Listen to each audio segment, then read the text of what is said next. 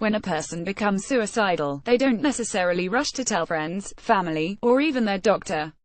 They might feel ashamed of their thoughts and emotions, and wish instead for them to simply disappear. The stigma surrounding suicide is partly why it's hard to predict and prevent. But doctors also don't have great tools to diagnose whether someone is suicidal. Patients can conceal self-harm and minimize their experiences when completing questionnaires designed to detect suicidal thinking. See also how to help someone who shares suicidal feelings online this week. However, a group of researchers published a new study that demonstrates how a novel brain imaging technique can identify people who have suicidal thoughts, simply by presenting them with certain keywords, asking them to reflect on the meaning, and using machine learning to analyze that brain activity. Suicidality isn't that you can't cope with life, it's you've somehow gotten into a pattern of thinking that leads you to consider suicide. The results of the study, published in the journal Nature Human Behavior, challenge the common stereotype that suicidal people could change their perspective if they just tried hard enough. In fact, the study suggests that suicidal feelings and thoughts are deeply intertwined with the way the brain processes information. Suicidality isn't that you can't cope with life, it's that you've somehow gotten into a pattern of thinking that leads you to consider suicide, says Marcel Just, a cognitive neuroscientist who is the study's lead author and a professor of psychology at Carnegie Mellon University. Just and his co-authors studied 34 young adults, half of whom had a history of suicidal thinking or past attempts and half of whom didn't. The participants were placed in a functional magnetic resonance imaging machine fMRI, which measures brain activity by monitoring blood flow.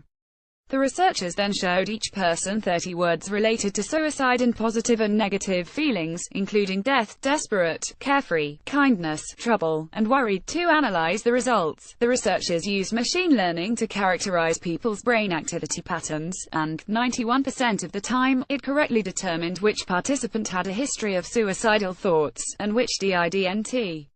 It also successfully identified which individuals had previously attempted suicide. In general, the analysis yielded critical information about which concepts led to the clearest distinctions between the groups.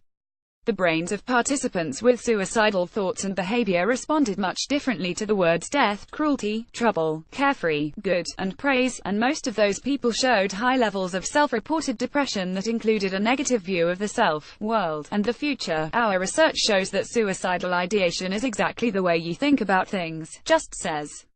Something changed the way your brain and mind work. Though the study is small, it demonstrates the promise of fMRI used in tandem with machine learning, a novel approach that resolves some of the challenges of relying on imaging to make conclusions about brain activity.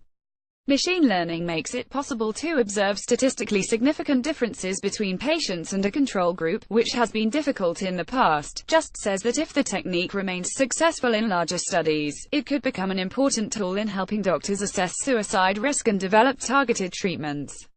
If a psychologist, for example, had better information about which concepts were altered in a suicidal patient, they could potentially tailor talk therapy or medication to positively change that person's way of thinking. That technique, however, would be just one tool for diagnosis and treatment, as it couldn't capture the full spectrum of experiences that put people at risk for suicide. You'd want to find out a whole lot more besides this about a person, Just says. While the technique is promising, fMRI machines aren't easily accessible or cheap.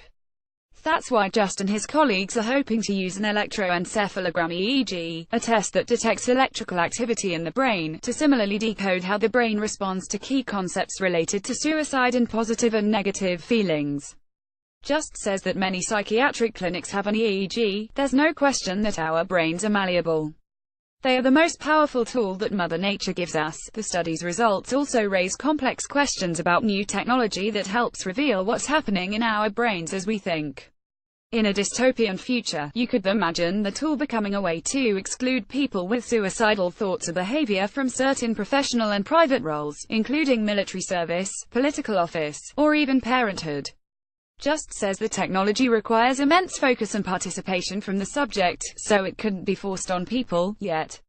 How people decide to subject their thoughts to examination and whether that information is shared publicly will eventually become the ultimate privacy question, adds Just. In the meantime, HES hopeful that the technology, if proven successful, will give patients and their doctors meaningful ways to assess and prevent suicide risk.